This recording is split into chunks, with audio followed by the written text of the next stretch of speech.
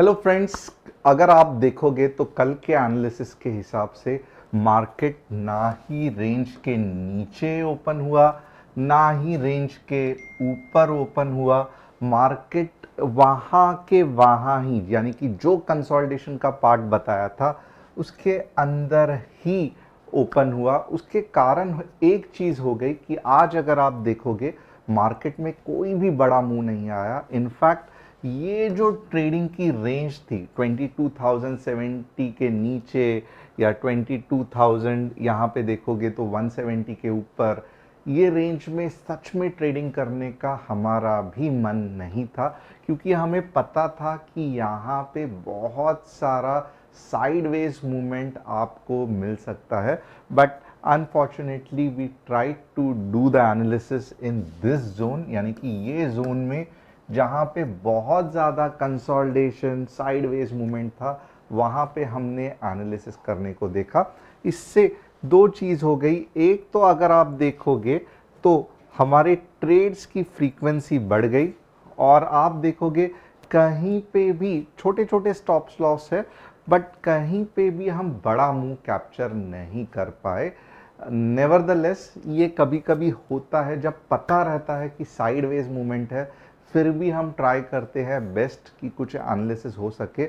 और जब तक वो कंसोलिडेशन, यानी कि वो रेंज ख़त्म होके ना ऊपर या नीचे की तरफ मार्केट ब्रेकआउट नहीं करता, तब तक अगर आप ट्रेड करने की कोशिश करोगे तो रिजल्ट्स कुछ यहाँ पे ही आसपास ही रहेंगे।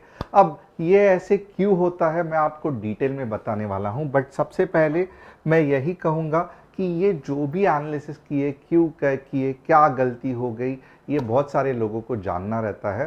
तो आपको अगर ऐसे एनालिसिस चाहिए तो सबसे पहले आप क्या करोगे, चैनल को सब्सक्राइब, बेल बटन को हिट, डिस्क्रिप्शन में जो व्हाट्सएप कम्युनिटी की लिंक है उसे क्लिक करके आप भी ऐसे एनालिसिस हमारे से पा सकते हो।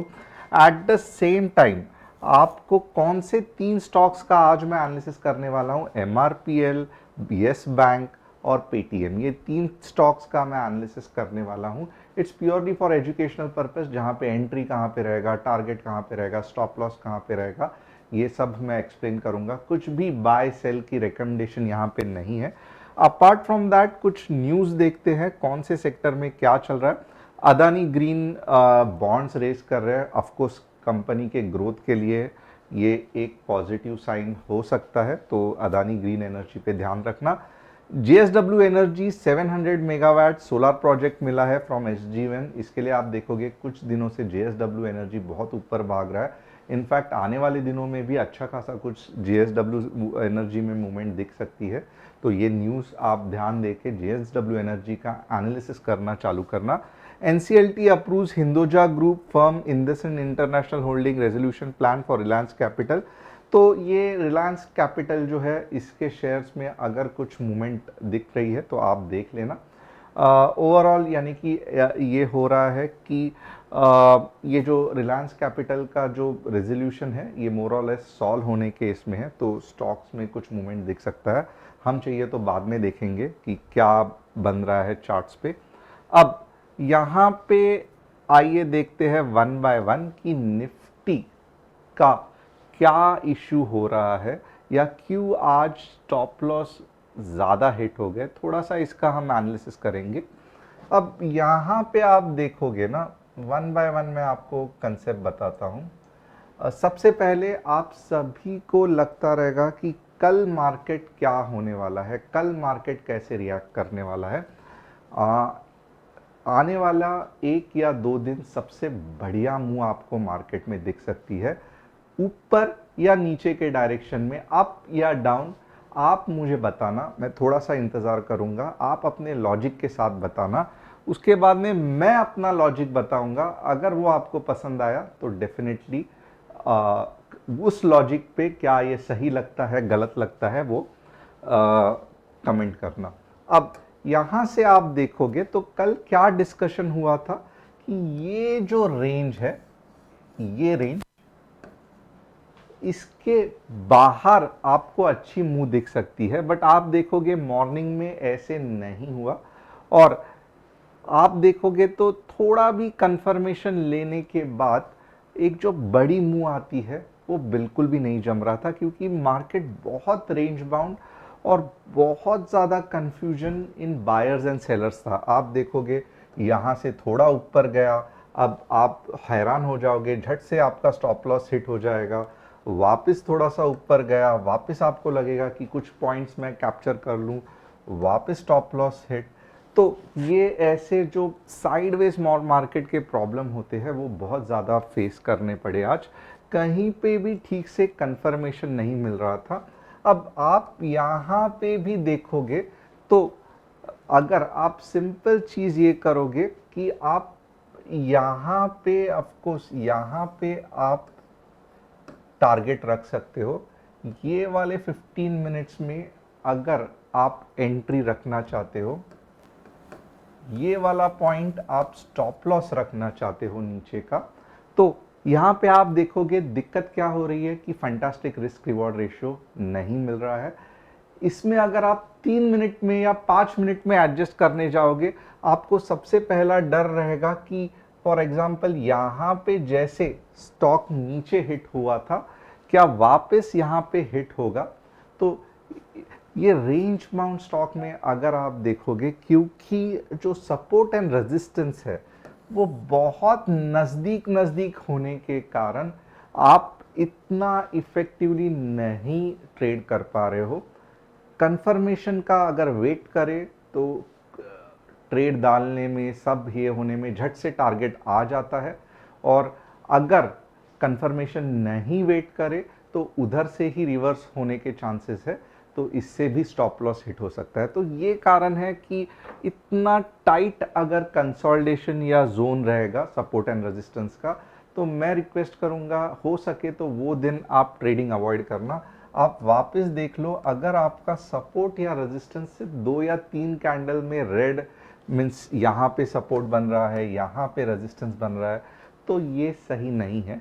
इसके कंपैरिजन में अगर आप इस तरीके से देखोगे कि ये रेजिस्टेंस, ये सपोर्ट, तो these trades are really really fantastic. Okay, अच्छा खासा नीचे के तरफ आपको सेल ऑफ मिलता है। आप यहाँ से भी अगर ये पूरा कंसोलिडेशन जाने को दोगे, फिर भी आप देखोगे तो अच्छे 2-3 15 मिनट्स के कैंडल में आपको गैप मिलता है। तो इवन दो लाइक हमारा काम है कि हर दिन कुछ ना कुछ एनालाइज करके बताना, बट अगर ऐसे साइड कंसोलिडेशन में एनालिसिस करना थोड़ा दिक्कत होता है। अब नेक्स्ट चीज कौन सी है कि ये मार्केट कौन से डायरेक्शन में जाएगा, ये हम सभी को क्वेरी है, राइट। अब ये क्वेरी को सॉल्व करना है, तो देखते हैं कैसे सॉल्व कर पाएंगे। सबसे पहले आप देखोगे ना तो ये मैं क्यों इतने देर बात कर रहा था कि तब तक आप लॉजिक बताएं कि कल मार्केट ऊपर या नीचे जाने वाला है। अब मैं अपना लॉजिक बताता हूं।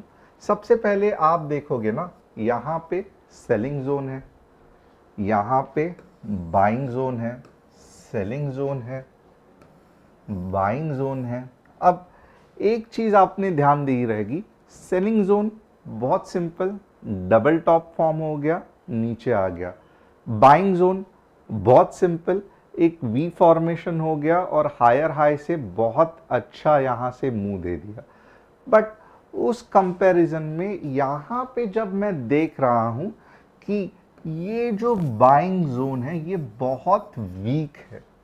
मैं क्यों ऐसे कह रहा हूं ये बाइंग जोन बहुत वीक है, क्योंकि आप देखोगे लगातार ये बाइंग जोन के आसपास स्टॉक हिट हो रहा है या निफ्टी 50 हिट हो रहा है, बट एक फंटास्टिक बड़ी रैली नहीं आ रही है इस तरीके से।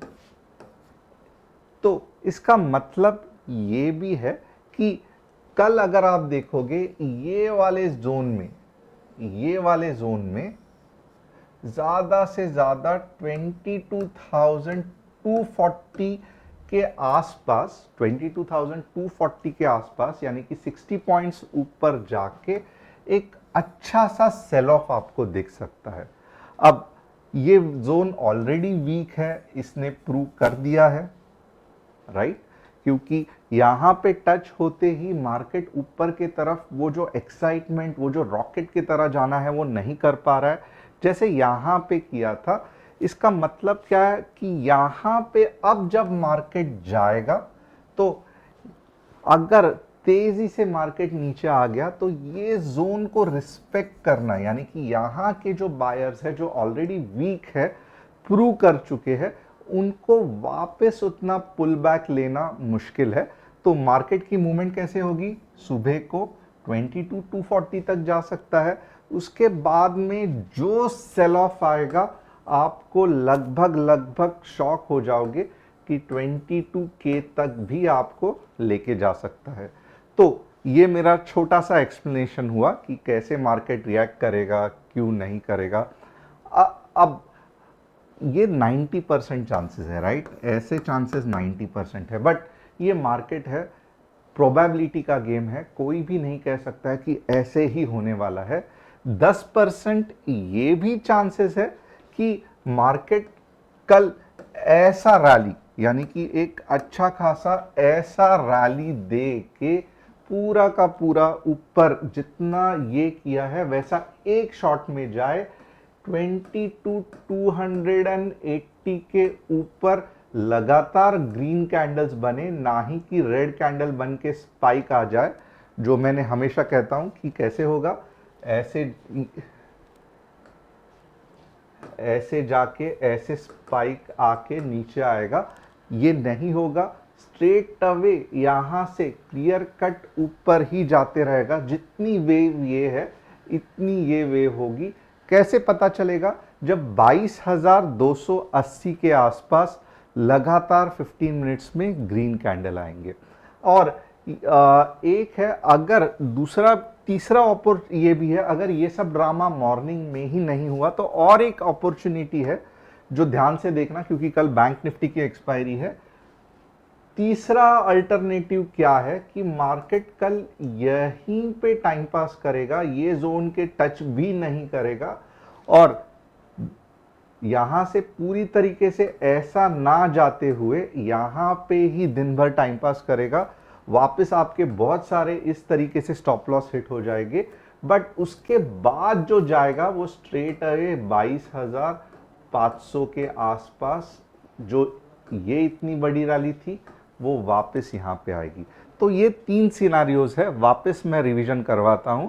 सबसे पहला सिनारियो कौन सा है? एक्सट्रीम सेल ऑफ, जिसका चांसेस बहुत ज़्यादा है, सुबह को ही स्पाइक मार दिया, आपको अलर्ट रहना है कल सुबह, और फटाफट किसी भी डिमांड जोन को रिस्पेक्ट न करते हुए डायरेक्टली यहाँ पे टच हो गया तो पैसे ही पैसे बन जाएंगे, डबल टिबल, अगर ये सही हुआ तो। सेकेंड सिनारियो ये भी है कि मॉर्निंग में ही गैप अप हो गया, इधर चला गया और यहाँ पे थोड़ा सा ये करके कुछ इस तरीके से स्ट्रेट अवे 22,500।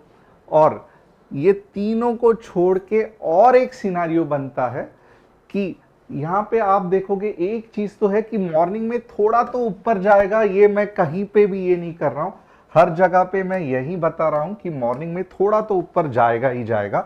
तीसरा सिनारियो क्या है? ऊपर गया, थोड़ा सा नीचे आया, ये जोन के ऊपर ही घूमते रहा और फिर आफ्टरनून को जब एक्सपायरी होगी तब वापस निकल जाएगा। तो देखते हैं कौन सा सिनारियो यहाँ पे सक्सेसफुल होगा।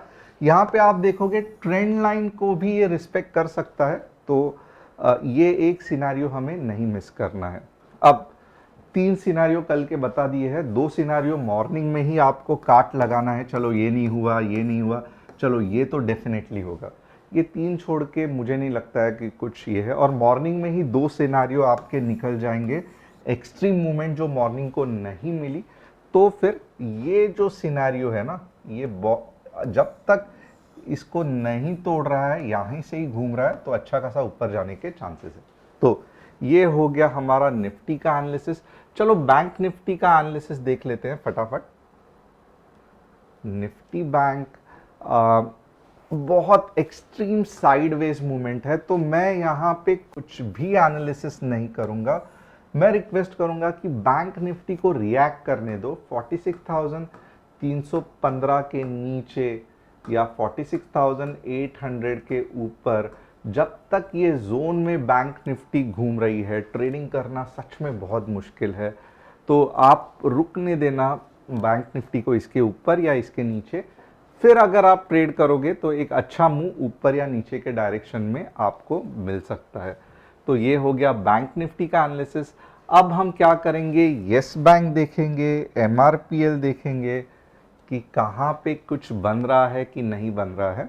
यस बैंक ये जो रैली है इसको थोड़ा सा वीकनेस दिख रहा है, बट नेवरदलेस अब के बार जब यस बैंक 32.50 के ऊपर जाएगा तो स्ट्रेट अवे 70 जाएगा। फिलहाल यस बैंक में आपको बिल्कुल भी नई एंट्री नहीं लेनी है। ये कहाँ पे जाके रुक सकता है, तो 22.50 पे जाके रुक सकता है। तो ये यस बैंक का हुआ, totally no for entry. MRPL in fact सभी ही ऑयल एंड गैस बहुत अच्छे चल रहे हैं, तो एमआरपीएल देखते हैं।